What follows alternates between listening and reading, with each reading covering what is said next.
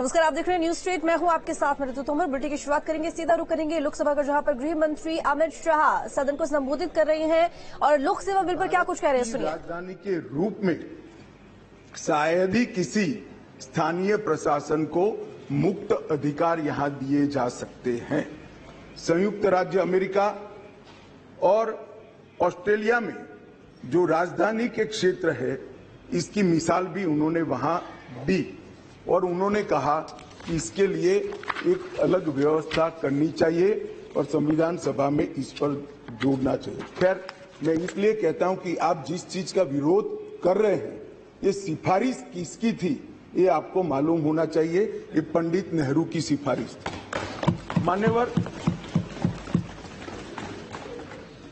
मैं उसके बाद में 1991 में सी स्टेट एक्ट के द्वारा दिल्ली को विधानसभा दी गई, परंतु 56 में राज्य पुनर्गठन आयोग की सिफारिशों पर दिल्ली की विधानसभा हटाकर उसको संघ राज्य घोषित किया गया। लगभग 3 दशक तक ये व्यवस्था चलती रही।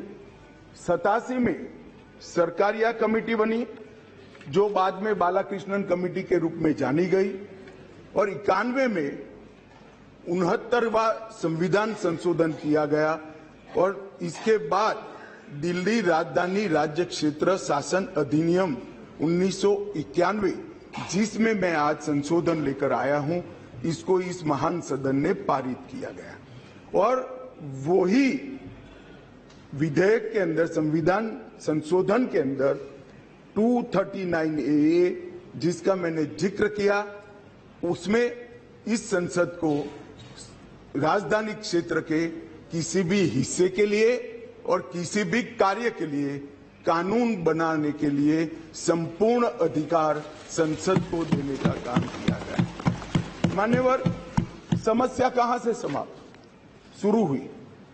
1993 से व्यवस्था चली आ रही थी।